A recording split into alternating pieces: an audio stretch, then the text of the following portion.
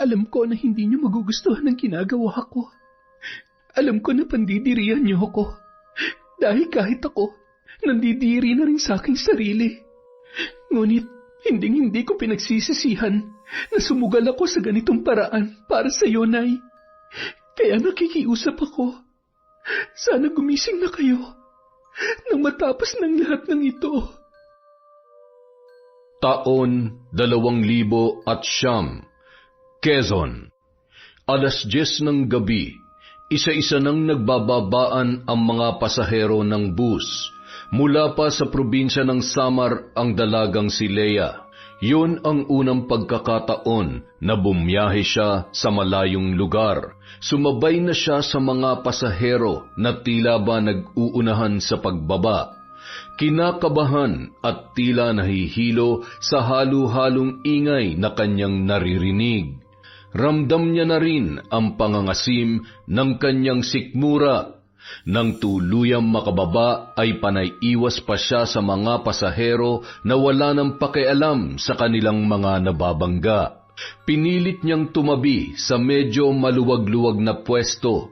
Tumayo habang hawak ang kanyang may katamtamang laking bag na nagpalingon-lingon sa paligid. Saan kaya ako magpapalipas ng oras? Sana makahanap ako agad na mapapasukang trabaho. Magkano na lang ang laman ng wallet ko? Kapag nagkataon, baka maging palaboy ako dito.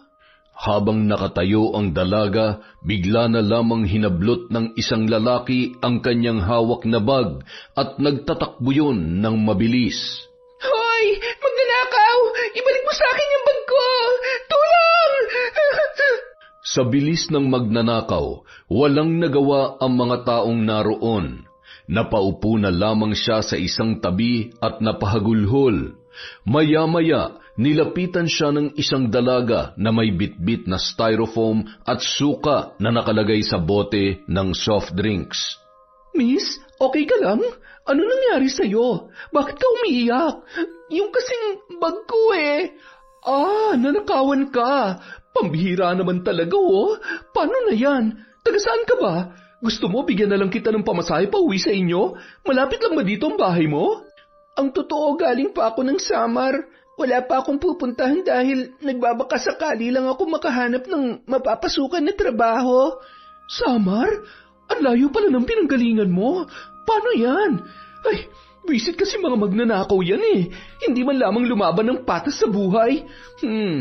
Mabuti pa, sumama ka na lang sa akin. Malapit lang naman ang bahay ko dito, isang sakay lang ng tricycle. Kesa naman iwan kita mag-isa dito. Baka kung ano pa mangyari sa'yo. Talaga? Isasama mo ako sa bahay nyo? Oo, wala namang problema kung gusto mo. Ay, siya nga pala, ako si Sheena. Ikaw, anong pangalan mo? Leia ang pangalan ko. Tatanuin kong malaking utang na loob to sa'yo, Sheena. Kung gusto mo, tutulungan kita magtinda ng... sigurado ka? Kaya mo magtinda ng balot? Oo naman. Mula nung bata ako, sanay ako maglako. Nung buhay pa kasi yung lola ko, mahilig yun magluto ng mga kakanin. Mabuti naman. Sakto naghahanap rin talaga ako ng katuwang namin ni Emong sa pagtitinda. Maliban kasi rito, meron akong stall ng mga tusok-tusok. Yung kaibigan ko nagbabantay. Ay, siya, mamaya na tayo mag-usap tungkol dyan, ha? Ay, pagod na ako, tsaka inaantok na rin ako. Sigurado, ikaw pagod ka rin sa biyahe. Nagugutom ka na rin siguro. Di bale, magkape tayo habang nagkukwentuhan sa bahay. Ay, pati tuloy mga damit mo na dali na magnanakaw. Pero mukhang magkasukat naman yata tayo. Pahiramin na lang kita ng damit ko. O di kaya bibigyan kita ng mga hindi ko na nagagamit. Tumango na lamang si Leia at labis na nagpasalamat sa Diyos dahil sa kabila ng kamalasan na pinagdadaanan ay para namang hulog ng langit na nakita at nakilala niya si Sheena noong mga oras na yun. Naglakad ng kaunti, sabay tumungo sa may paradahan ng tricycle ang dalawang dalaga. Ilang minuto lamang ay nakarating na sila sa bahay ni Sheena. Katamtaman lamang ang laki noon, ngunit maayos ang mga gamit sa loob. Dahil sanay sa simpleng bahay lamang sa probinsya, ay gandang-ganda na si Leia sa bahay na yun. Agad na nagtimpla ng kape at kumuha ng tinapay si Sheena para sa kanilang dalawa ni Leia. magkape muna tayo at saka itong tinapay, oh. Salamat. Ang ganda naman ng bahay mo at napakaraming gamit. Ikaw lang bang mag-isa dito? Oo, nasa ospital kasi yung nanay ko. Mahigit 1 taon na siya ron kaya ako lang mag-isa dito.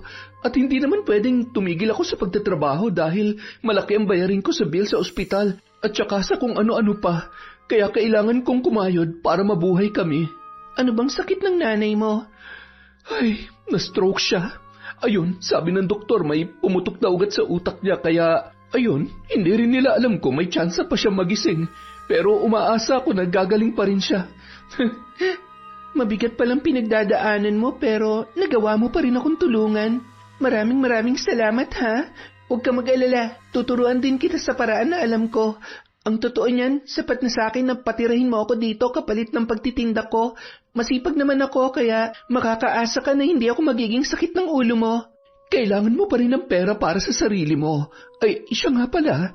Anong naisip mo at dumayo ka rito sa lugar namin? Ang totoo, lumayas ako sa amin. Hindi ko na kasi kayang pananakit ni nanay at ng lasenggo niyang asawa. Anak niya ako sa pagkadalaga. Hindi rin kami magkakasundo ng mga kapatid ko. Nung mamatay si Lola, napilitan si nanay na dun muna ako sa kanya. Kaya lang, ewan ko ba, yung galit niya sa tatay ko sa akin niya ibinubuntong. Tapos yung asawa niya, pinag-iinitan naman ako. Siguro dahil dagdag pa ako sa palamunin nila. Ay, si nanay naman, mula maliit pa lamang ako para bang kasalanan ko na ipinanganak niya ako at iniwan siya ng tatay ko. Basta nung makaipon ako ng pera mula sa paglalako ng gulay, nag-ipon ako ng pamasahe kaya eto, nakarating ako dito sa Quezon. Ang totoo, sobrang kinakabahan ako dahil itong unang beses kong bumiyahe ng malayo. Ay, may kanya-kanya talaga tayong problema sa buhay. Ang mahalaga, huwag tayong bumigay. Kayang-kaya natin yan. Sige na, ubusin mo na yung kape mo. Doon ka na lang din matulog sa kwarto ko. Nako, nakakahiya naman. Kahit sa sala na lang ako. Sala ka dyan. Huwag ka na mahiya. Feel at home. Bukas na bukas, isasama na kita sa pwesto namin ni Emong. Masipag yon, masayahin pero minsan nakakaubos ng pasensya. Medyo makulit kasi eh. Matagal na kami magkaibigan nun. Siguro 70% ng buhay ko alam na alam niya. Ano, tapos ka na? Ilagay mo na lang muna dyan at bukas na tayo maghugas. Hindi na, hugasan ko na ngayon. Ikaw magpahinga ka na. Pasensya na, naging dagdag pa ako sa isipin mo. Pero hindi ako magsasawang magpasalamat sa iyo, Sheena. Alam mo, kaninang-kanina ka pa nagpapasalamat. Tsaka mo na sabihin yan kapag nasubukan mo na magtinda. Baka mamaya hindi mo magustuhan at pagsisihan mo na nakilala mo ako. Hindi naman siguro. Tsaka kahit anong trabaho basta marangal, nakakapagod man yan o ano, kakayanin ko. O siya, sige na. Maghuhugas ka na rin naman. Makikisuyo na ako nitong sakin. Sunod ka na lang sa kwarto, ha? Papalitan ko lang ng sapin at nakakahiya naman sa'yo. Maghahanap rin ako ng pamalit mong damit. Matamis ng ngiti naman ang itinugon ni Leia kay Sheena. Ramdam niya nung mga oras na yon kung gaano kabuti ang puso ng dalaga. Kinabukasan, isinama ni Sheena si Leia sa palengke. Tinuruan niya rin yung mamili ng kanilang mga kakailanganin sa pagtitinda sa street food. Nakalista lahat ng bibilhin at ipinakilala rin ni Sheena ang dalaga sa mga suki na kanilang binibilhan. Kung sakaling ikaw ang mamimili, alam mo na kung saan. Pero sa umpisa pasasamahan kita kay Emong para may katuwang ka sa pagbibitbit. Bago mag-alas 3 ng hapon, dapat nasa pwesto na tayo. Araw-araw madalas ang karaniwang ginagawa niya ay kumuha ng balut dun kina Lola Mengay sa kabilang baryo. Minsan sumasama ako sa kanya. Nagpatuloy sa pagkukwentuhan ang dalawa habang namimili at nang matapos ay nagmamadaling tumawag ng tricycle si Sheena pauwi sa kanilang bahay. Itinuro niya na rin kay Leia ang mga dapat gawin at ihanda. Natuwa naman siya dahil mabilis matuto at maalam nga rin ang dalaga. Inabot na sila ng 2:00 bago matapos sa kanilang ginagawa, kaya naman noon lamang sila nakakain ng tanghalian. Pagkatapos ay nagpasundo na sila kay Emong gamit ang tricycle nito. Emong, pumasok ka muna dito sa loob. May sorpresa ako sa'yo. Dali! Sorpresa? Ano kaya yun? Di ko naman birthday. Tatasa mo ba ang sahod ko o sasagutin mo na ako? Sira, baka kapag nakita mong sorpresa ko sa'yo makalimutan mo ng pangalan ko. Nagmadali namang tumungo si Emong sa kusina at nanlaki ang mga mata nang makita si Leia. Uy, di mo naman sinabi na may kamag-anak ka pa palang mas maganda kaysa sa'yo. Kita mo na? Siya si Leia, bago natin makakasama sa pagtitinda, para naman hindi ka nagre-reklamo kapag nagde-deliver ako sa gabi sa mga suki ko. Mabuti naman. Ang hirap kaya mag-isa dun. Hindi ko na minsan alam kung sinong uunahin kong bigyan sa dami ng bumibili tapos nagluluto pa. Oo na, alam ko naman yon. Huwag ka na magreklamo dahil maliban sa magaling at masipag, napakaganda pa nitong makakasama mo. Magpinsan ba kayo? Ngayon lang kasi kita nakita Hindi po. Ang totoo, kagabi lang kami nagkakilala. Ano? Saan? At paano? Huwag naman masyadong excited. At saka, huwag na maraming tanong kasi kailangan na nating umalis. Bago mag-alas 10, aalis ako. Magde-deliver ako ng balot tapos may importante rin akong pupuntahan. Importanteng pupuntahan? May bago ka na namang racket? Ay, ayan, buhati mo ng mga yan at isakay mo na. Huwag na masyadong maraming tanong. Ang importante, may pera tayo. Oo na, nagagalit ka na naman Mabuti pa, sumakay na kayo at ako na lang ang magbubuhat ng mga yan. Naglinis na rin ako dun sa pwesto natin at areglado na yung mga balot at penoy. At saka, pinapasabi ni Lola Mengay kung kailan ka raw magpupunta ron at kinukumusta rin niya nanay mo. Ay, umiiwas nga muna akong pumunta ron at sigurado mag-iiyakan lamang kami. Alam mo naman yun. Kumusta sila ni Lola Paeng? Ayos lang naman sila. Parang ang walang kapaguran yung mag-asawang yun Lalo na si Lolo Paeng. Siyempre, wala naman silang ibang kabuhayan kaya kailangan nila magsipag. Wala naman silang anak na naaasahan. Yung mga kamag-anak namin sa Maynila, hindi na kami kilala ng mga yon. Maayos ng buhay nila at kapag wala kang pera, hindi ka na nila kilala. Kung sa bagay, hindi bale, pasasaan ba't kapag sinuwerte at sinipagan pa natin, darating din tayo dyan. Pero hindi mangyayari yun kung... Ay, huwag mo nang ituloy yung sasabihin mo kung ayaw mong tamaan ka nitong kamao ko. Nagpatuloy na lamang si Emong sa paghakot ng mga dapat ikarga sa tricycle at nang maayos niya na ang mga pangarga, agad na rin silang umalis. Nang makarating sa inuupahan nilang pwesto malapit sa may terminal, natuwa naman si Leia, lalo na't kabubukas lamang nila, nagdagsaan na ang mamimili. Aliw na aliw naman si Emong kay Leia dahil sa mabilis kumilos at mabilis lamang na natutunan ang kanilang ginagawa. Kapag may pagkakataon, panay naman ang usisa niya tungkol sa dalaga. Tawang-tawa pa yon nang malaman na nanakawan siya ng gamit. Akalain mo sa dami ng mananakawan, ikaw pa talaga. Pero may mga pagkakataon talagang hindi natin matatakbuhan ng kamalasan. Di bale, mas okay na yun kesa sinaktan ka nila. Alam mo naman, talamak na rin ang mga magnanakaw ngayon. Mga ayaw magtrabaho ng maayos at lumaban ng patas. Tingnan mo nga tayo, mga dalagat binata pero kumakayod para kumita. Lalo na tong best friend ko. Pagkatapos mamatay nung tatay niya, ngayon na ospital naman yung nanay niya. Hindi na tumigil sa pagnenegosyo yan at kung ano-ano pa ang racket. Kung hindi ko nga lang pinigilan, malamang kumikendeng-kendeng na sa bariyan Hoy, tumigil ka. Kung ano-ano na naman yung kinukwento mo. Leia, huwag ka masyadong naniniwala dyan. Sa 10 sinabi niyan, isa lang ang totoo. Madalas nga wala pa, puro kalokohan at haka-haka lang. Nagpatuloy ang tatlo sa kani-kanilang ginagawa at sunod-sunod na rin ang pagdagsa ng mga mamimili, lalo na ng bandang sasapit na ang gabi. 5:00 pa lamang, hindi na mapakali si Sheena. Mayat-maya tumutunog ang kanyang cellphone. Sino na naman ba yung kausap mo? Yung mga pagdedeliveran ko ng balot mamaya. Aalis ako maya-maya ha. Kayo nang bahala dito. Kapag nakaubos kayo na mas maaga, pwede na kayo magsara. Ihatid mo na lang sila sa bahay. Hindi ko kasi alam kung anong oras ako makakauwi at may kailangan din akong puntahan mamaya. Ikaw napapadalas na yung mga lakad mo sa gabi. Huwag kang gagawa ng ikakapahamak mo Oo, ka. Huwag kang mag-alala, alam kong ginagawa ko at wala akong ginagawa masama. Leia, kumusta? Okay ka lang ba? Okay lang ako. Masaya pala kahit medyo nakakapagod. Pero unang araw ko pa lang naman ngayon kaya medyo naninibago lang ako. Mga 1 linggo lang sigurado masasanay na rin ako. Ang galing mo nga eh. Mas magaling ka pa mag-compute sa akin. Siguro lagi kang first honor sa school, no? Sanay rin kasi ako sa paglalako ng kakanin at mga gulay sa probinsya. Ay, kaya naman pala eh. O siya, ikaw nang bahala mag-abot at ako na lang ang magluluto. Baka mapisikan ka pa ng mantika. Sayang naman yung kutis mong porselana. Okay lang naman. Walang dahilan para mag-inarte. Kasama yun sa trabaho natin. Paano? Kayo nang bahala dito, ha? Aalis na ako. Mag-iingat ka, Sheena. Huwag ka mag-alala. Kayang-kaya namin ni Emong to. Kumakaway pa si Leia habang naglalakad papalayo si Sheena.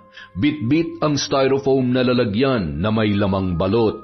Ang sipag rin ni Sheena, no? Nauubos niyang lahat ng yon bago siya umuwi. Oo, maraming suki yun. Marami yung kakilala dito at kung saan-saan pa. Pwede naman tumakbong kandidato yun sa halalan eh. Kaya lang, parang kinakabahan ako sa mga lakad niya nitong nakaraan. Pakiramdam ko may hindi siya sinasabi sa akin eh. Wala ba siya naikwento sa'yo? Wala naman. Siguro hindi naman siya magkukwento pa sa akin dahil bago pa lamang kami magkakilala. Ano bang iniisip mo? Marami kasing pinagkakautangan si Sheena. Hanggang ngayon nasa ICU pa rin yung nanay niya. Ilang beses ko na nga siyang kinumbinsi na kesa mahirapan pa siya at mabaon sa utang, palayain niya na lang yung nanay niya. Wala naman na yung kapag tinanggal yung mga aparato na nakakabit sa katawan nun. Natatakot lang ako para sa kanya at syempre naaawa din. Mukha lang yung malakas pero nararamdaman ko na nahihirapan din yun. Buti na nga lang yung ospital tumutulong sa mga kapwa natin na mga mahihirap. Ay, naikwento niya nga sa akin ng tungkol sa lagay ng nanay niya, pero naiintindihan ko kung bakit ayaw niyang sumuko. Nanay niya yun eh. Kahit sinong anak, gagawin ang ginagawa niya. Isa pa, ramdam na ramdam ko kung gaano niya yun kamahal. Paano? Mahal na mahal din talaga siya nun, pati nung tatay niya. Kaya nahihirapan siya magdesisyon. Pero alam mo, kung sakali man, maiintindihan naman siya ng nanay niya eh. Kesa naman mabaon na siya sa utang. Hindi naman sapat ang kinikita natin dito para sa lahat ng bayarin niya. Isa pa, sinasahuran niya ako tapos ngayon ikaw din. Kaya talagang nagtataka ako kung saan siya kumukuha ng pera eh. Para kasing hindi ko siya naririnig na dumadaing nitong nakaraan. Baka nga may iba siyang pinagkakakitaan, pero hindi rin tamang pag-isipan mo siya ng kung ano-ano. Magkaibigan kayo at higit sa lahat, mas kilala mo siya. Sa tingin mo ba, gagawa siya ng bagay na ikakapahamak niya? Samantala. Balot! Balot kayo dyan! Manong guard, nandito na yung order nyo. Pinasobrahan kayo ng isa. Nako, salamat. May order din ba si boss? Oo. Pinapupunta niya nga ho ako ngayon eh. Sakto, kaalis lang ni madam.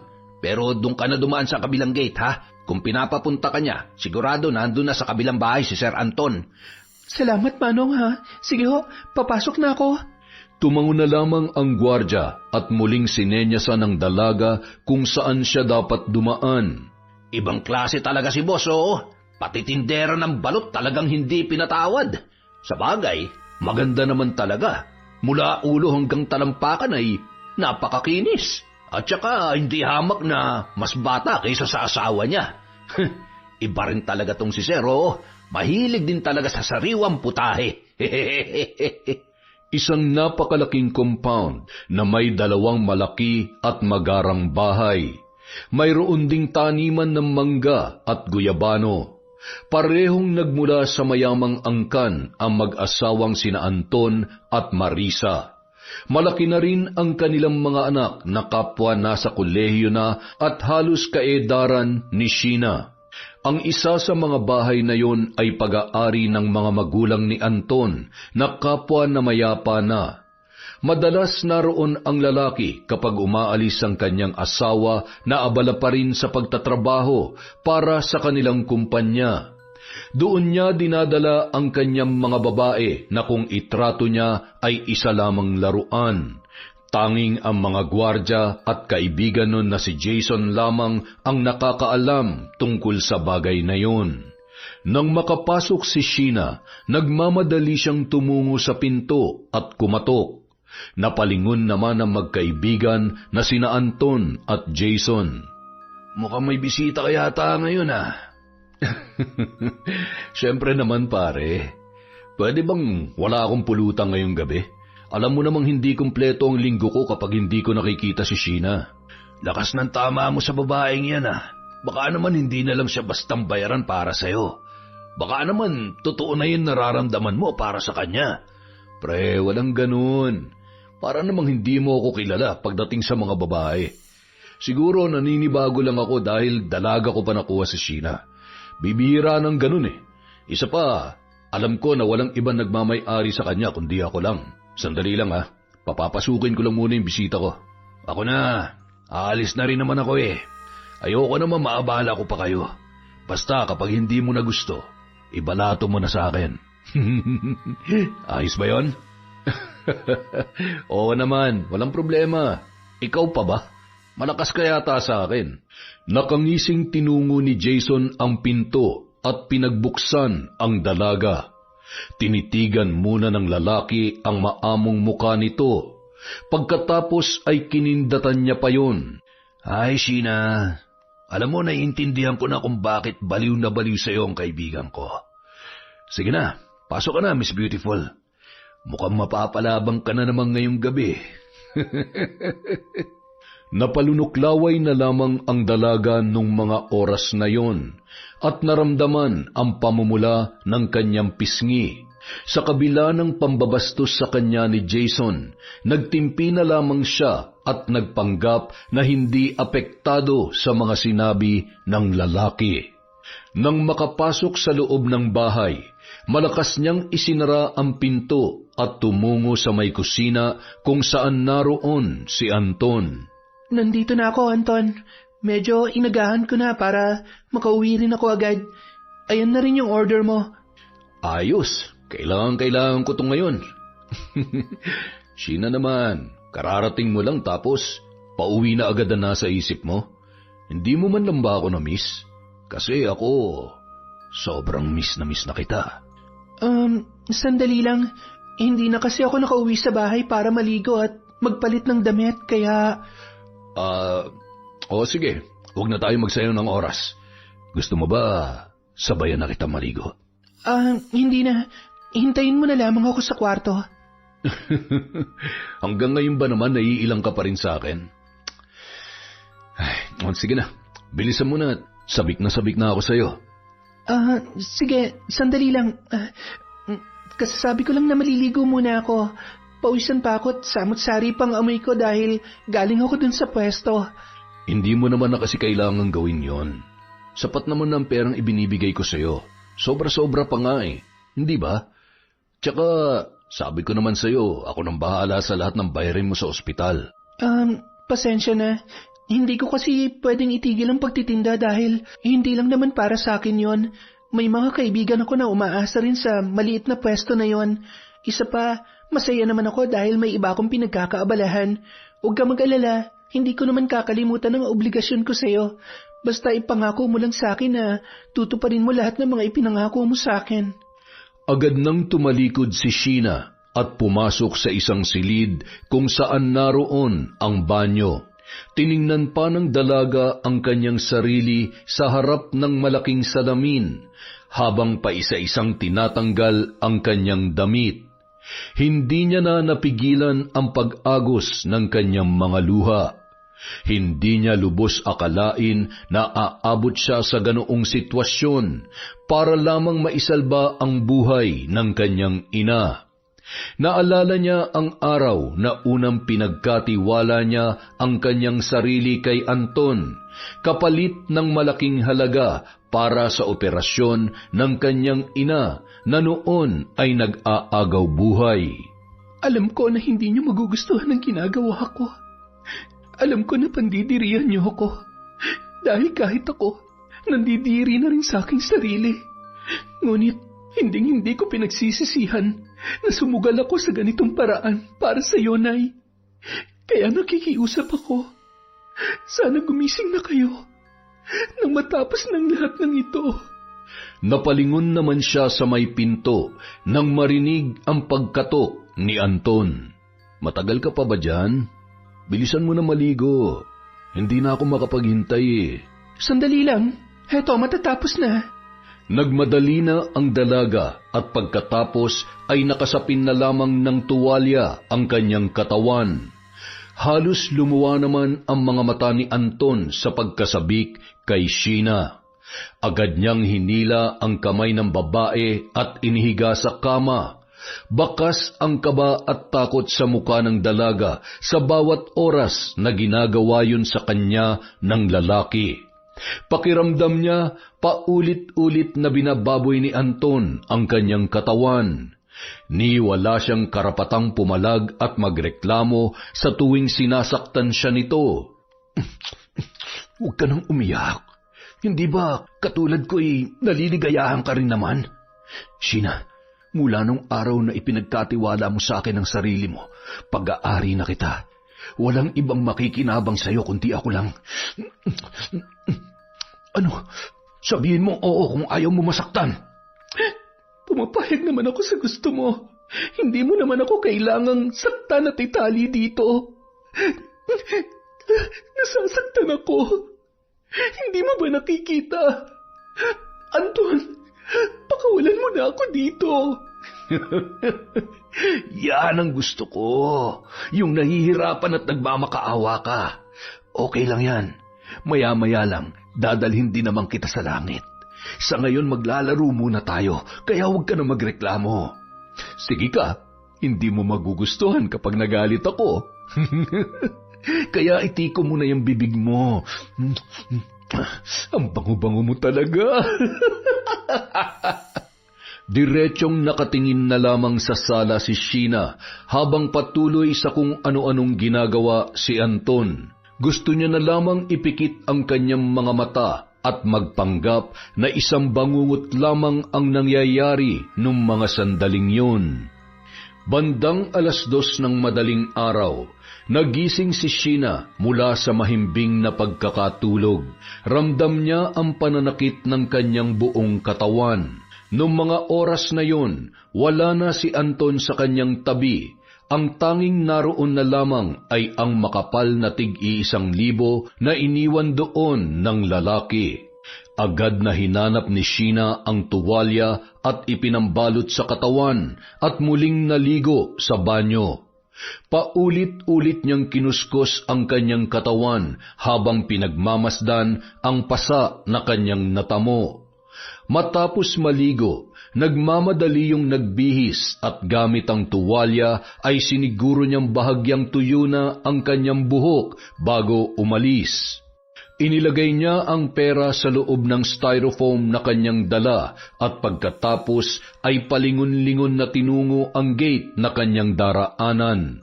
Natanaw niya pa ang gwardya na noon ay halos mahulog na sa kinauupuan, dala ng sobrang antok. Dahil mayaman ang pamilya, sinisiguro ng mag-asawa ang kanilang seguridad, lalo na't usong-uso ang nakawan sa nasabing lugar. Naglakad pa si Sheena ng ilang minuto bago may nakasalubong na tricycle at sumakay pauwi sa kanilang bahay. Dito na lang ho ako, Manong. Heto ho ang bayad. Sa inyo na ho ang sukle. Nako, salamat. 500 to, Ineng. Pero salamat dahil kailangan to ng asawa kong may sakit. Ay, pagpalain ka nawa ng Diyos. Matamis ng ngiti na lamang ang itinugon ng dalaga sa driver at agad nang pumasok sa tarangkahan. Kinapa niya ang susi sa isang paso ng halaman kung saan doon niya itinatago. Nasisiguro niya na kasing tulog na noong mga oras na yon si Leia. Pagkapasok ng kwarto, dahan-dahan na siya sa kanyang kilos. Nakita niya ang pera na nakapatong sa tukador. Batid niya na yun ang benta nung araw na yun. Bahagya pang napangiti si Sheena nang makita ang mahimbing na natutulog na si Leia. Sigurado akong pagod na pagod siya at naninibago ang katawan niya. Agad na rin yung humiga at nagtalukbong ng kumot. Hindi pa rin makatulog dahil sa tuwing ipipikit ang kanyang mga mata ay naririnig niya ang boses ni Anton. Gayun din, hindi mawala sa kanyang isip ang mga karanasan na ginagawa ng lalaki sa kanya. Ilang minuto pa ang lumipas, nakatulog na ang dalaga. Pagkaraan ng 3 oras, kailangan niya na naman bumangon para mamalengke. Ang sakit ng katawan ko. Hindi ko yata kaya mamalengke ngayon. Pasasamahan ko na lang muna si Leia kay Emong. Leia? Leia, gising na. Pasensya na, medyo masama kasi ang pakiramdam ko eh. Pwede bang kayo na muna ni Emong ang mamalengke? Tatawagan ko siya para sunduin ka dito. Oo. Wala namang problema. Okay ka lang ba? May lagnat ka ba? Okay lang ako. Medyo mabigat lang ang katawan ko. Anong oras ka na nakauwi? 12:00 na nung nagsara kami ni Emong. Hihintayin pa nga sana kita kaso antok na ako eh. Siguro bandang 12:00 ako nakauwi. Dumaan kasi ako sa kaibigan ko pagkatapos ko mag-deliver. Ayun, medyo napasarap ang kwentuhan. Sige na, matulog ka na ulit para makapagpahinga ka na maayos. Kami na munang bahala ni Emong. Salamat, Leia, ha? Walang anuman. Gusto mo, kunang kita ng gamot? Ako na lang mamaya pagbangon ko. Huwag ka mag-alala. Simpleng pananakit lang ng katawan to. Teka, tatawagan ko muna si Emong, ha? Magkape ka muna dyan. Tumango naman si Leia at agad na lumabas ng kwarto habang kausap ni Sheena si Emong sa kanyang telepono. O siya, dadaan muna kami kay Lola Mengay bago pumunta ng palengke para isang lakad na lang. Ikaw nang bahala. Salamat, Emong, ha? Makalipas ang ilang minuto, dumating na si Emong para sunduin si Leia. Agad na ring umalis ang dalawa. Bandang 8:00 ng umaga, nakatanggap ng tawag si Sheena mula sa ospital. Hindi totoo yan. Hindi mo ako pwedeng iwan, Nay. Sabi ko naman sa'yo, hindi mo ako pwedeng iwan eh.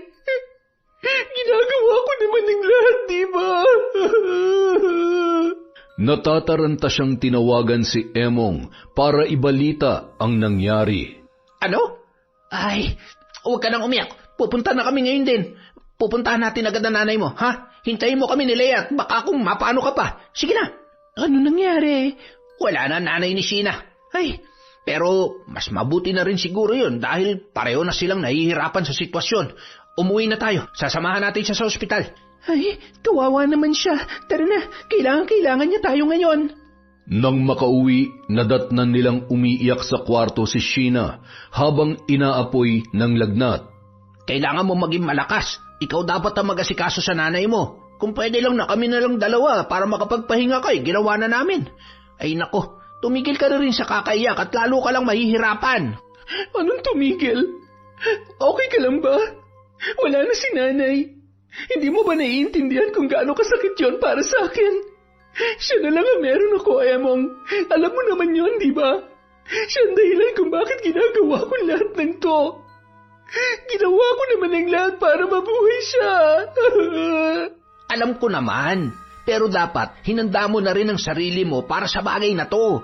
Matagal na siyang wala. Kailangan mo lang tanggapin dahil hindi mo naman hawak ang buhay niya. May dahilan ng lahat, Sheena. Kaya kumalma ka na nang makaalis na tayo. Huwag ka mag-alala. Nandito pa naman ako eh. Kami ni Leia. Hindi ka namin pababayaan. Tama si Emong, Leia. Kahit bago lang tayo magkakilala, alam ko na napakabuti mong tao.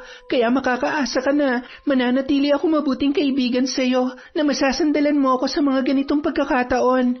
Niyakap na lamang ng dalawa ang noon ay patuloy pa rin sa paghagulhol na si Sheena. Makalipas ang 1 linggo matapos mailibing ang nanay ng dalaga, paunti-unting nanumbalik sa normal ang kanilang buhay. Bumalik sila sa pagtitinda at kasama na roon ang hindi pagsipot ni Sheena kay Anton. Halos mabaliw naman ang lalaki, lalo na nang hindi na sinasagot ng dalaga ang kanyang mga tawag. Isang hapon, nagulat na lamang si Sheena nang pinuntahan siya noon sa kanilang tindahan. Nang matanawan niyo ng dalaga ay agad niya yung nilapitan. Nagkatinginan naman sina Leia at Emong at nagtataka kung sino ang lalaking kausap ng kanilang kaibigan. Anong ginagawa mo dito? Nandito ako para ipaalala sa iyong obligasyon mo sa akin. Ano, Basta-basta mo na lang ako hindi sisiputin? Bakit? Hindi mo na ba ako kailangan? Dahil wala na nanay mo? Sheena, ako magdedesisyon kung hanggang kailan ka magbabayad sa akin. At para sabihin ko sa'yo, ni hindi ka pa nga nangangalahati sa halaga ng perang binitawan ko sa'yo eh. Kaya hindi pa tayo tapos. Pakikinabangan kita hanggat gusto ko. Hanggat hindi ako umaayaw. Kapag hindi ka sumunod sa kasunduan natin, hinding-hindi mo magugustuhan ang gagawin ko. Tandaan mo yan. Napakasama mo. Hayop ka. Oh, dahil hindi mo na ako kailangan, masama na ako agad? Ay nako, Sheena. Pinakinabangan mo rin naman ang hustong hayop na nasa harap mo, di ba? At makikita mo kung gaano ako kahayop kapag hindi mo sinunod ang gusto ko. Pumunta ka sa bahay mamaya. Kung hindi, baka madamay pa mga kaibigan mo. Matapos sabihin yon, agad na pinaharurot ni Anton ang kanyang sasakyan. Pilit namang kinalma ni Sheena ang sarili bago bumalik sa kanilang pwesto. Sino ba yung kausap mo? Parang ngayon ko lang nakita yun ah. Wala yon. Naniningil lang ng utang. Alam mo naman. Magkano bang utang mo sa kanya? Bakit, babayaran mo ba? Hindi. Ang ibig kong sabihin, ano naman ang ibabayad ko? Wala nga tayong kapera-pera at mahigit 1 linggo yata tayong walang kita. Tsaka kakarampot lang naman ang kaya kong may tulong sa'yo kung sakaling kailanganin mo na malaking halaga. Kung kinakailangan kong basagin yung alkansya ko, gagawin ko yun. Ay, masyado ka namang seryoso. Huwag mong problemahin ang problema ko. Ako may utang, kaya ako magbabayad. Huwag mo na muna akong sahuran para makaipon ka ng pambayad dun sa lalaking yon. Ay, alam niyo sa kabila ng mga nangyayari, ang swerte ko pa rin na may mababait akong kaibigan. Salamat. Sobrang salamat pero wala kayong dapat ipag-alala. Ako nang bahala dito. Sigurado ka? Basta kung may problema ka, sabihin mo sa amin ha, para alam namin kung paano ka namin matutulungan. Tumango-tango na lamang si Sheena at matipid na napangiti. Ay, kung alam niyo lang, kung sakali man, magbabago kaya ang tingin niyo sa akin? Pandidirihan niyo ba ako? Ay. Napatingin na lamang siya sa kawalan habang iniisip ang mga naging desisyon sa buhay.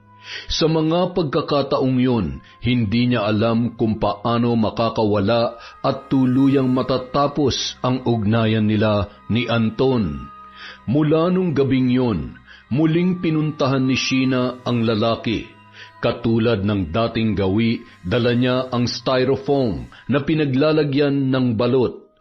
Ang alam ni Leia at Emong ay magde-deliver lamang yon ng balot sa mga matagal niya ng suki at kung minsan naman ay gumagawa na lamang ng iba pang dahilan para hindi mag-usisa ang kanyang mga kaibigan.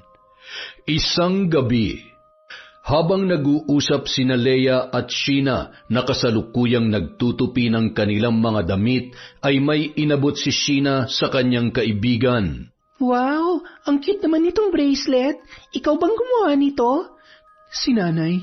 Mahilig siyang gumawa ng ganyan dati. Kapareho yan itong suot ko. Magkaiba lang ng kulay. Oo nga no. Salamat ha. Alam mo, lagi kong suot to. Kasi pakiramdam ko, kasama ko lang siya.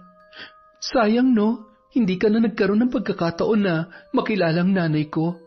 Sobrang bait nun at maalaga. Alam mo, maswerte ka kasi naranasan mo pa rin na magkaroon ng masayang pamilya. Parehong mabait ang nanay at tatay mo. Bagay na ni minsan hindi ko naranasan at mararanasan pa. Minsan nga iniisip ko kung hinahanap din kaya ako ng tatay ko. Anong klaseng tao kaya siya? Kaya lang sa edad kong to, malabo na sigurong makilala ko pa siya. Mas lalong malabo na umasang hinahanap niya rin ako matapos niyang takbuhan noon si nanay.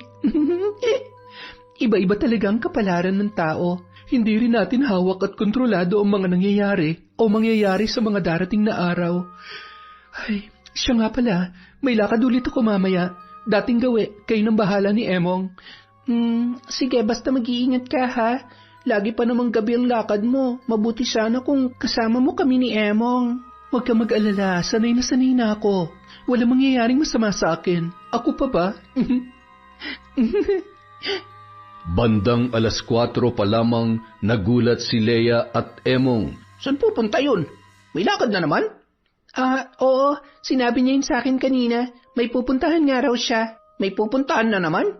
Napapadalas na yata yan ah. Wala ka bang napapansin sa kanya? Pakiramdam ko kasi may hindi siya sinasabi sa atin eh. Wala naman. Pero nung isang beses may mga pasasya na parang sa may bandang likod. Oh, anong sabi niya?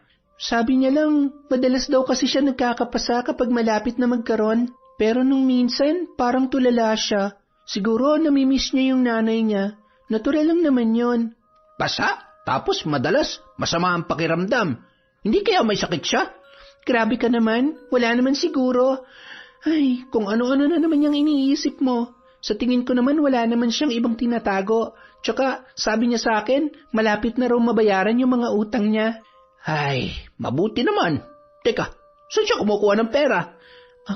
Ang dami mo namang tanong. Bahala ka na nga dyan. Ang kulit-kulit mo naman eh. Kapag ako nainis, babarangin na kita. Oh, marunong ka? Masama yun ah. Oo, alam ko. Mambabarang yung lola ko at tinuruan niya rin ako. Kaya lang ayaw ko naman maging mambabarang kung sakaling ikaw ang una kong... Magkakasundo pala kayo ni Lola Mengay. Marunong din yun mambarang. Lagi nga kaming kinukwentuhan nun ni Sheena eh. Paano kaya ginagawa yun? Gusto mo sampulan kita? Naku, wag na. Hindi bali na. Ang dapat sa mga ganyan, yung mga taong walang konsensya. Tama ka. Yan din ang sabi sa akin noon ng lola ko. At saka, hindi pwedeng basta gamitin ang itim na kapangyarihan. May malaking kaakibat na sumpa ng buhay at kamatayan ng bawat salitang binibitawan. Nagpatuloy sa pagkukwentuhan ang dalawa. Nakisali pa ang ilan sa mga bumibili at napakwento na rin sa kanilang nalalaman tungkol sa barang. Ay naku, oo, totoo yun. Walang awa kung pumatay ang mga mambabarang, lalo na kapag nagagalit ang mga yan at gusto maghiganti. Hindi na nga kita aasarin, baka magalit ka pa sa akin. Huwag mo akong babarangin ha. Gusto ko pa mabuhay ng matagal. Natawa na lamang si Leia dahil kitang-kita niya sa mukha ni Emong ang takot ng mga oras na yun. Samantala, parang awa mo na. Itigil na natin to. Gusto ko na ng normal na buhay. Hindi ko na kayang sikmurain pang lahat ng ginagawa mo sa akin. Sheena, hindi ko na kayang mawala ka pa sa buhay ko. Ang totoo, mahal na nga kita eh. Ikaw na lang ang nagpapasaya sa akin. Mahal? Pagmamahal ba ang tawag mo sa lahat ng kababuyang ginagawa mo sa akin? Ha? Anton, pagod na ako. Ayaw ko na. Hindi mo ako pwedeng iwan. Akin ka lang.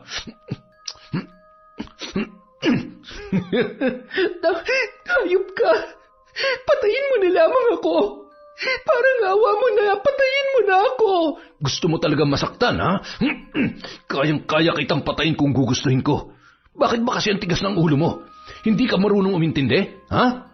Mahal naman kita eh, at hindi ka naman masasaktan ng sobra kung aayon ka lang sa gusto ko. Masasaktan ka lang pag nag-inarte ka. Lagi mo na lang kasi inuubos ang pasensya ko eh, ha? Tandaan mo, hawak kong buhay mo.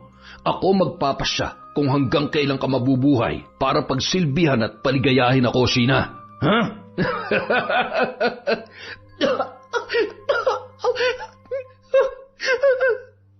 Samantala, pagsapit ng 12:00 ng gabi, nagsasara na ang dalawa nang biglang sumagi sa isipan nila si Sheena. Inihatid na ni Emong sa bahay si Leia at umalis na rin kaagad yun. Kinabukasan, labis ang pagtataka ni Leia nang magising siya na wala pa rin si Sheena. Narinig niya ang boses ni Emong sa labas, kaya nagmadali siyang lumabas ng kwarto at pinagbuksan yon ng pintuan. Grabe namang tulog yan. 6:00 na. Tatanghaliin tayo. Emong, hindi pa nakakauwi si Sheena. Tawagan mo nga. Nasanay kasi ako na ginigising niya ako sa umaga. Kaya kagigising ko lang tapos wala pa rin pala siya. Agad namang tinawagan yon ng binata ng paulit-ulit. Nakapatay ang cellphone niya. O baka naman nalobat lang. Ay, saan ba pumunta yon? Hindi ko alam. Ikaw, baka may kakilala ka na pwede niyang puntahan. Wala eh. Tsaka ngayon lang to nangyari. Hindi naman ugali nun na matulog sa ibang bahay. Sa halip na pumunta sa palengke, sinadya na lamang nina Emong at Leia, sina Lola Mengay at Lolo Paeng para iparating ang nangyari. Seryoso naman ang matanda habang nakakunot ang noo. Hindi kaya may masamang loob na nagtangka o may ginawang masama kay Sheena? Ay, nako, huwag naman sana. Hindi ko kasi maintindihan ang batang yan. Masyado siya nagtitiwala sa mga taong nasa paligid niya kahit hindi naman niya lubos pang kilala. Lola, alam ko pong hindi kayo sang-ayon sa pagpapatira sa akin ni Sheena sa bahay niya. Hindi ko magagawa ang iniisip niyo. Sa sandaling panahon na nagkasama kami, wala po siyang ibang ipinakita kundi kabutihan. Kaya kung iniisip niyo po na may kinalaman ako sa mga nangyayari, nagkakamali po kayo. Mahal ko po ang kaibigan ko. Ay, pasensya ka na, iha. Medyo pasmado kasi ang bibig nitong asawa ko. Mula noon ay puro tamang hinala lamang yan. Tsaka, tingnan mo nga ang maamong mukha nitong si Leia. Hindi naman siya yung tipong gagawa ng kahit anong kasamaan. Sana nga ay mali ako dahil ang ayaw ko sa lahat ay yung mga taong kayang paglaruan at papaniwalain ng mga taong nasa paligid niya. Mga nagpapanggap at nagtatago ng sungay sa likod ng maamong muka. Lumipas ang mga araw. Wala pa rin silang balita tungkol kay Sheena. Wala pa ring matukoy na dahilan ang mga pulis tungkol sa pagkawala nito. Wala ring makitang katawan na magpapatunay na may nangyaring masama sa dalaga. Hindi na mahalaga kung anong tingin sa akin ni Lola. Basta malinis ang konsensya ko. Gagawa ko ng paraan para mahanap siya o magkaroon man lamang ng kalinawan sa kung anong nangyari sa kanya, Emong. Basta huwag kang gagawa ng kahit na ano na hindi mo sinasabi sa akin, ha? Masyadong delikado. Kaya kong sarili ko. Basta kahit anong mangyari, hindi tayo susuko sa paghahanap sa kanya. Kinabukasan, isang lalaki ang noon ay bumili ng balot at pahapyaw na nagtanong tungkol kay Sheena. Miss, nasa na pala yung dating tindera dito? Si Sheena? Magkakilala ho kayo? Oo. Naging girlfriend kasi siya nung kaibigan ko. Para kasing hindi ko sila nakikita nitong nakaraan. Hindi ko alam kung naghiwalay na ba sila o... Hindi po namin alam kung nasaan siya. Baka ho umuwi ng probinsya. Bigla na lang din po kasi siyang nawala. Baka nga. Ikaw, taga saan ka? Hindi ka na ba nag-aaral? Sayang naman yung ganda mo kung magtsatsaga ka lang dito. Alam mo, may kakilala ako na pwedeng tumulong sa'yo. Yan ay kung gusto mong maranasan magkaroon ng maginhawang buhay. Yung tipong hindi mo na kailangan pang maghirap. Alam na alam ni Sheena yan. Eto, tawagan mo lang ako kapag interesado ka, ha? Sige ho, hindi ko ho tatanggihan ang inaalok niyo sa akin. Ayos, yan ang gusto ko, madaling kausap. So ano, pwede ka ba bukas? Sige ho, kahit anong oras po na gusto ninyo, gusto ko pong makilala yung taong tinutukoy nyo. Tatawagan ko ho kayo mamaya. Tumango na lamang ang lalaki at masayang umalis. Natitiyak niyang matutuwa si Anton sa kanyang bagong regalo.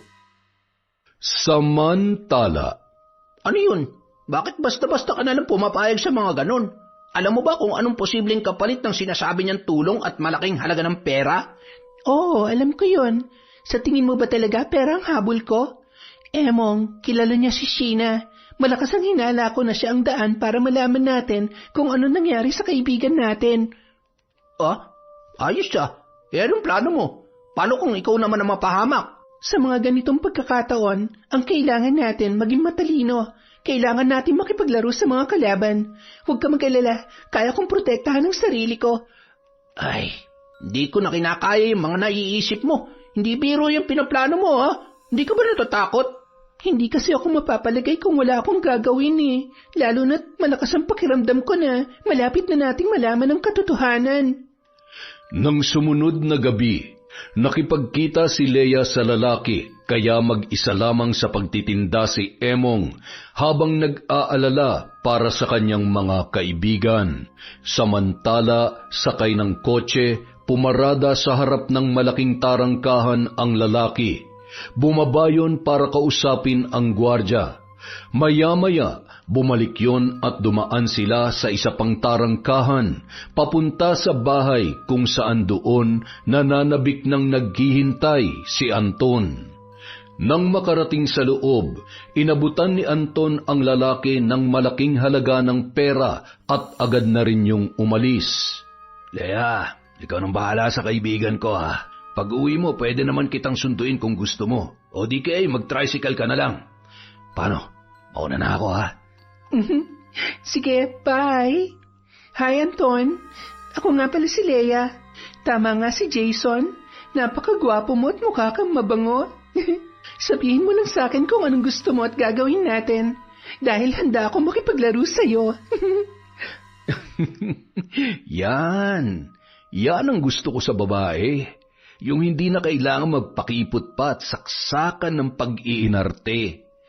Alam mo, lahat ng mga nakakalaro ko, ayaw nang umayaw at hindi na ako nakakalimutan. Halika na. Si Leia na mismo ang humila noon sa pintuan. Kitang-kita naman ang pagkasabik sa mukha ni Anton noong mga oras na yon, habang bahagya ng nakahawak sa bewang ng dalaga. Pinahiga ni Leia ang lalaki, sabay itinali ang kamay at paa.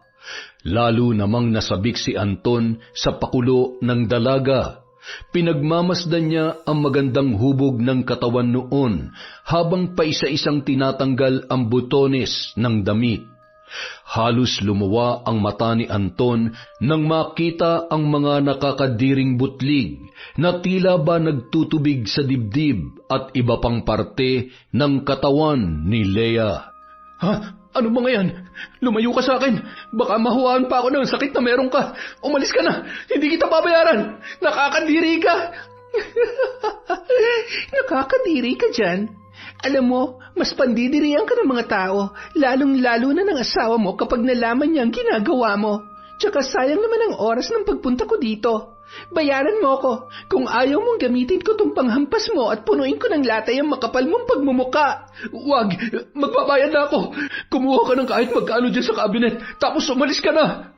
Habang naglalakad si Leia papunta sa kabinet, may napulot siyang pamilyar na bracelet sa sahig. Hindi ako maaaring magkamali kay Sheena to. Hayop ka? Anong ginawa mo sa kaibigan ko?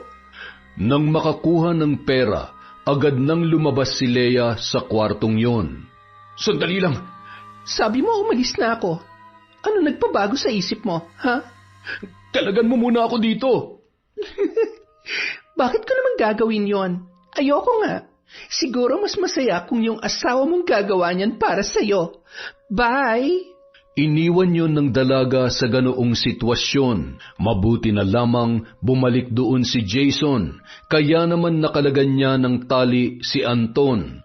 Hayop na babae yun. Kasalanan mo to eh. Alam mo bang maruming babae yun? Mukhang may sakit na sa dami ng lalaking nakayari sa kanya. Hindi hamak na mastuso pa sa akin. Tarantado. Malay ko ba naman? Mukha naman kasing ewan ko sa'yo. Wag mo nang ibabalik dito yun ha, kundi malilintikan ka sa akin. Makalipas ang 1 linggo, nagulat na lamang si Anton nang ipakilala sa kanya ni Marisa ang bago nilang kasambahay. Mabait at maaasahan tong si Leia. Alam mo ba, tinulungan niya ako nung muntik na akong mapatay na magnanakaw na tumambang sa akin noong nakaraan. Napakatapang niya, kaya yan, bilang kapalit sa kabaitan niya, binigyan ko siya ng trabaho. Nanlilisik naman ang mga mata ni Anton habang nakatingin sa dalaga. Madam, parang hindi po yata ako gusto ni Sir. Tingnan niyo po para pong galit siya at... Pasensya na. Ganito lang talaga ako kung tumingin. Oo nga naman. Ganyan talaga siya. Masamang tumingin at masakit sa paningin. Han naman. Ang swerte niyo naman po. Kasi wala po sa itsura ni Sir na maglolo ko. Diyan ka nagkakamali, iha.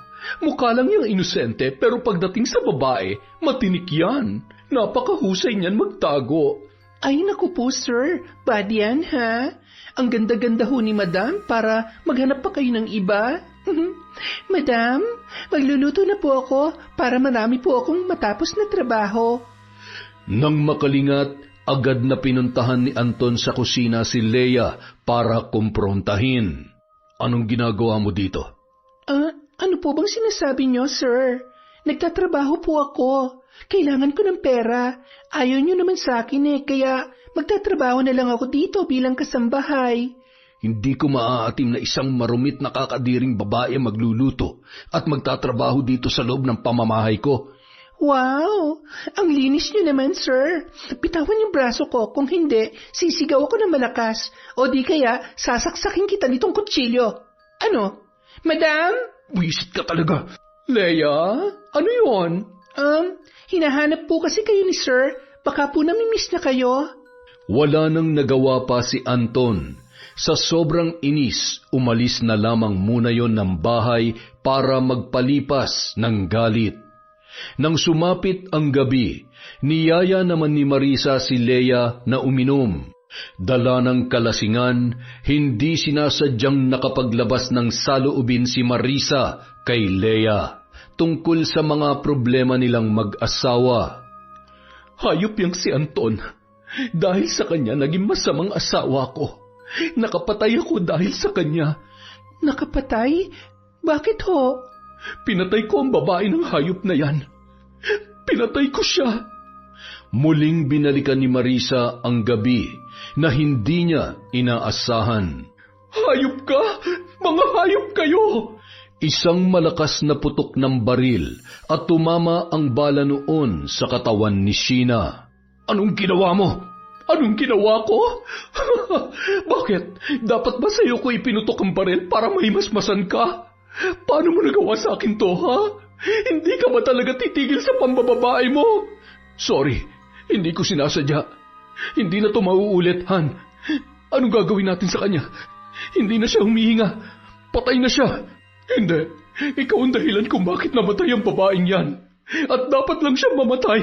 Ano nakita mo sa kanya? Nawala sa akin, ha? Ano? Sumagot ka.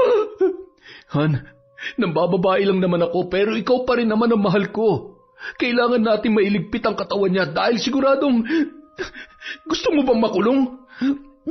Kasalanan mo lahat ng to. Kasalanan mo! Matapos maikwento ng lasing na si Marisa kay Leia ang nangyari, hindi niya napigilan ang sarili na mapahagulhol. Habang nakayakap sa kanya si Marisa na tila punong-puno ng pagsisisi sa kanyang nagawa. Kinaumagahan, nagising na lamang si Marisa na wala na si Leia. Nagtaka siya kung bakit, ngunit naiintindihan niya naman sa pag-aakalang natakot yun sa kanyang nalaman. Hayaan mo na yun, mas mabuti na rin na umalis siya. Mukhang hindi naman mapagkakatiwalaan. Sa kabilang banda, agad na tumungo si Leia sa bahay ni na Lola Mengay para ipaalam ang kanyang natuklasan. Wala tayong laban sa yaman nila. Pero may iba pang paraan para may paghiganti natin ang apo ko. Mga wala silang puso. Tutulungan ko ho kayo. Gusto ko pong makasiguro na magbabayad sila sa kasalanan nila. Patawarin mo ko, Iha, dahil minsan kitang pinaghinalaan sa nangyari sa kanya. Huwag niyo na hong isipin yan. Ang mahalaga sa ngayon, alam na natin ang totoo. Sana lang ay malaman natin kung nasaan itinapon ng mag-asawang yun ang bangkay ni Sheena. Kinagabihan, habang naliligo si Marisa sa banyo, bigla na lamang yun napasigaw nang makita na nalalagas ang kanyang buhok at napakarami niyang pasa at nagnanaknak na malalaking paso sa katawan. Anton! Tulong! Tulungan mo ako! Ano nangyayari? Bakit ako nagkakaganito? Anong mga yan? Hindi pwedeng mangyari sa akin to. Anong gagawin ko? Sabihin mo nga sa akin, may tinatago ka bang sakit? Ano bang pinagsasasabi mo? Wala akong sakit. Hindi ko alam kung bakit nangyayari sa akin to. Hindi kaya kinukulam ako? At sino naman ang gagawa nun sa'yo? Malamang isa sa mga babae mo. Ikaw naman lagi nagdadala ng kamalasan sa bahay na ito eh. At wala ka nang ginawa kundi isisi sa akin ng lahat. Nakakasawa ka na. At ikaw pa talagang nagsisisi. Alam nating dalawa na ikaw ang dahilan kung bakit... Hindi ako makahinga, Anton. Huwag mo kong artehan ng ganyan, Marisa. Hindi nakakatuwa. Gumising ka. Marisa? Marisa? Ano mga to? Napakabaho! Bigla na lamang bumulwak ang putik at nana na may kasamang bulati at uod sa bibig ni Marisa. Tatayo na lang sana si Anton para tawagin ang kanyang mga anak nang bigla naman yung namilipit sa sobrang pananakit ng kanyang tiyan hanggang sa gumapang na yun sa sahig. Unti-unti niyang naramdaman ang paglobo ng kanyang tiyan hanggang sa pumutok yun at may naglabasang iba't ibang insekto. Gumagalaw pa ang mga yun. Kasabay noon ay may lumalabas na anay sa kanyang ilong at tainga, kasabay ng kanyang paghiyaw. Tama na! Tulong! Tulungan niyo ako! Ilang sandali pa, may kung anong puwersa na humila sa kanyang dila at malakas niyang nakagat at naputol yun. Napakaraming dugo ang tumilamsik kasabay ang patuloy na pagsuka ng napakabahong putik. Samantala, Hindi pa siya marapat mamatay ng ganito kadali. Pahihirapan pa natin siya. Dapat lang magdusa siya hanggang sa huling sandali ng buhay niya. Napakasama niya. Sisiguruhin ko na mananatiling malakas ang sumpa na babaunin niya hanggang ikalawang buhay. Gusto ko na sa bawat segundo na natitirang oras niya ay mapuno siya ng takot at pagsisisi.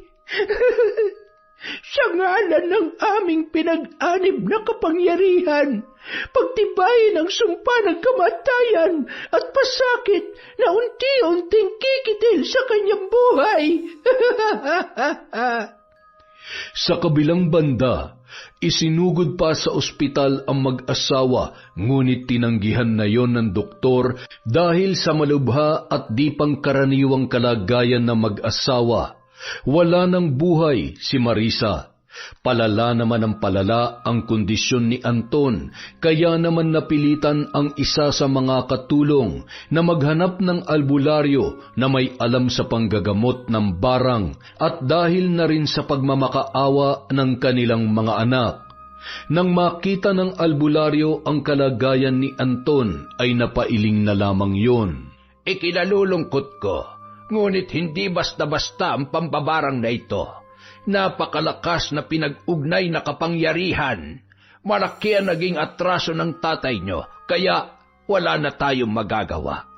Maaaring pansamantalang maibsan ang nararamdaman niya, ngunit sinasabi ko sa inyo, hindi rin magtatagal ay babawian siya ng buhay, katulad na nangyari sa nanay nyo. Barang din ang kanyang ikinamatay. At lahat ng ito ay nangyayari dahil sa isang malaking kasalanan na kanilang nagawa. Napahagulhol na lamang ang magkapatid at naguguluhan sa kanilang mga nalaman. Makalipas ang isa pang linggo, sigurado ka bang kaya mo na? Hindi na ba masakit ang sugat mo? Opo, kaya ko naman na po. Medyo nanunumbalik na rin ho ang lakas ko. Ay, grabe ang pinagdaanan mo, iha. Paano na lamang kung hindi ako nagawi sa liblib na lugar na yon? Baka kung napano ka na. Maraming salamat ho, Manong. Salamat ho sa inyo ni Nanang. Kahit ho kailangan nyo ng pera ay hindi ho kayo nagdalawang isip na dalhin ako sa ospital. Salamat din ho sa pansamantalang pagkupkup nyo sa akin. Huwag ho kayo mag-alala. Babayaran ko ho lahat ng yon dahil alam kong kailangan din maoperahan ni Nanang. Huwag mo na munang alalahanin ang bagay na yan. Mas importante ang buhay, higit sa ano paman. Isa pa, alam ko kung gaano kabuti ang puso mo. Kaya sa kabila ng lahat, hindi ka pinabayaan ng Diyos. Siguro nga po. Huwag po kayong mag-alala. Sa pangalawang pagkakataon na binigay niya sa akin para mabuhay, gagawin ko na ho kung anong tama para sa sarili ko at sa mata ng Diyos. Lahat naman po na nangyari sa akin ay bunga ng isang maling desisyon. Gusto ko na lamang pong mamuhay ng payapa at magpakalayo-layo para sa kaligtasan ko. Hindi ka ba magsasampa ng kaso? Hindi mo ba bibigyan ng hustisya ang pagtatangka nila sa buhay mo? Bahala na ho ang karma na gumawa nun para sa akin. Sa ngayon ho, gusto ko lang makasama mga kaibigan ko.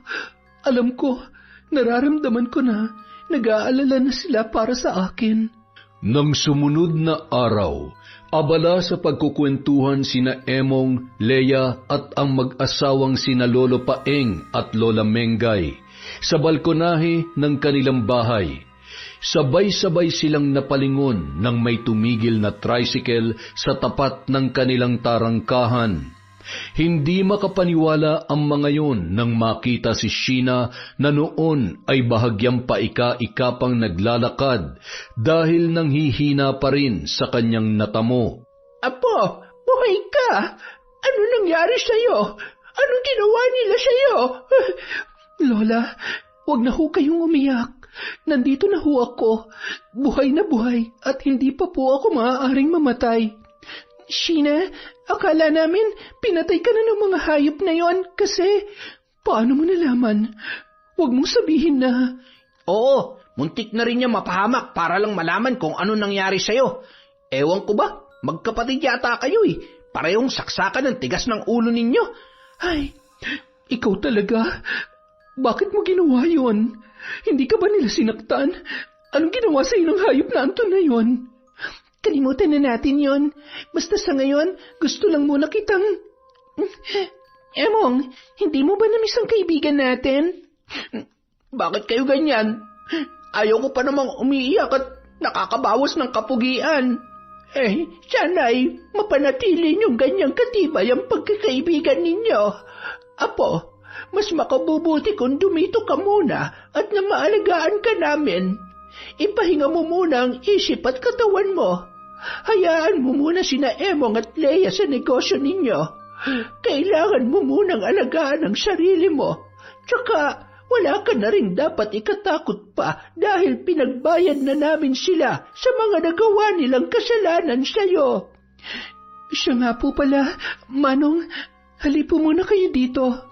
Agad namang lumapit ang matandang lalaki sa kanila na may masayang ngiti sa kanyang mga labi. Lolo, Lola, Emong, Leia, gusto ko palang ipakilala sa inyo ang... Ay, Diyos ko naman, Apo. Huwag naman ganito. Huwag ka naman pumatol sa kaidaran lang namin ng Lolo Paeng mo. Ay, Jesus Mariosep, hindi po ako boyfriend ng apo ninyo. Ako ho yung nakakita sa kanya sa may sementeryo nung itapon ho siya roon ng mag-asawa. Hindi ko naman ho matiis na hindi siya tulungan, lalo na ho't minsan ko na siya naging pasahero. At kahit sino naman sigurong nakakita sa kanya, itutulungan siya. Ganun ba? Salamat sa'yo. Pasensya na. Mas matatanggap ko pa kung ako na lamang ang liligawan mo kaysa sa apo ko. May asawa na ho ako. Pasensya na. Ay, iha, uuwi na muna ako. Dumalaw ka na lang sa amin kapag malakas ka na, ha? Abay, hindi na ako bet. Hindi na ata gumagana yung beauty ko, ha? Aray! Kapag ako lumilingon sa iba, galit na galit ka. Tapos ngayon, harap-harapan mo ipinamumukha sa akin na interesado ka pa magpaligaw sa iba. Manahimik ka nga dyan. Nagbibiro lang naman ako. Kung ako ikakarengkeng, di sana noon pa. Ngayon pa ba? Uugod-ugod na tayo. At saka, huwag ka mag-alala. Kung sakali man ay hindi na rin naman ako mabubuntis. Ay naku, ito talagang matandang ito. Puro kalokohan. Baka pwede nyo naman kaming patikmin ng napakasarap nyong tinola. At saka, mukha akong gutom na si Sheena. Nangangayayat na at mukhang kailangan niya ng humigop ng sabaw. Siya, manghuli ka ng manok sa likod at katayin natin. Ikaw, Apo, magpahinga ka muna, ha? Leia, alalayan mo muna ang kaibigan mo at magkwentuhan muna kayo. Iginiya naman ni Leia si Sheena sa silid ng dalawang matanda at pinahiga roon ang dalaga habang nagkukwento tungkol sa nangyari. Hindi ko akalain na magagawa mo yon para sa akin. Salamat. Salamat sa bracelet na binigay mo dahil yun ang nag-udyok sa akin na ituloy ang plano ko. Akala ko nga si Anton talagang pumatay sa'yo. Yung asawa niya pala. Pareho lang naman sila. Sa paulit-ulit na pananakit sa akin, alam ko na darating talagang araw na mapapatay niya ako. Isa pa, naiintindihan ko kung bakit nagawa yun ng asawa niya. Hindi niya alam na ginagawa yun ni Anton. Baka iniisip niya na kabit ako ng asawa niya. Hindi niya alam na ginagawa lang akong parausan ng demonyong yon kapalit ng pera. Isang malaking pagkakamali na ginawa ko yon. Naging miserable ako sa kagustuhan ko mabuhay si nanay. Ang totoo, ako ang pansamantalang pumatay sa sarili ko. Wala pa rin silang karapatang gawin sa iyo yon, kaya dapat lang na magdusa sila. Ano bang ginawa mo? Wala na si Marisa at si Anton. Nararamdaman ko na malapit ng katapusan niya. Binarang namin siya, kaya siguradong sa mga oras na to, labis niya ng pinagsisisihan ng lahat. O di kaya naman, hinihiling niya na sana'y mamatay na lang siya dahil sa sobrang sakit na nararamdaman niya. Barang? Teka, tinuruan ka ni Lola? Hindi. Sadyang may alam ako dahil isa ring mambabarang ang lola ko. Tapos, nagtulungan kami ni Lola para pahirapan sila, kaya wala na sila magagawa para masaktan ka pa. Mahigpit na yakap na lamang ang itinugon ni Sheena sa kanyang kaibigan habang nagpapasalamat kay Leia. Kinagabihan, habang nakahiga sa kama ay hindi maikilos ni Anton ang kanyang tila na aagnas na katawan. Ramdam niya ang kirot at hapdi ng naglalakihang mga sugat. Ilang sandali lamang, may naramdaman siyang gumagalaw sa kanyang mga mata hanggang sa lumuha siya ng dugo at nana kasabay ng paglabas ng mga insektong patay na.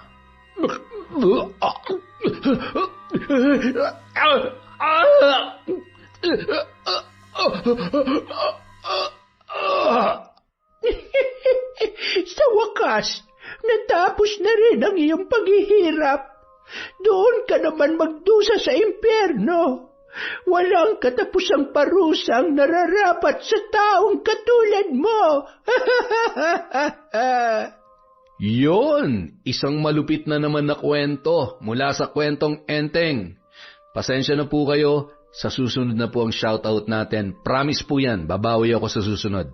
Maraming salamat po sa walang sawang pagsuporta sa kwentong Enteng.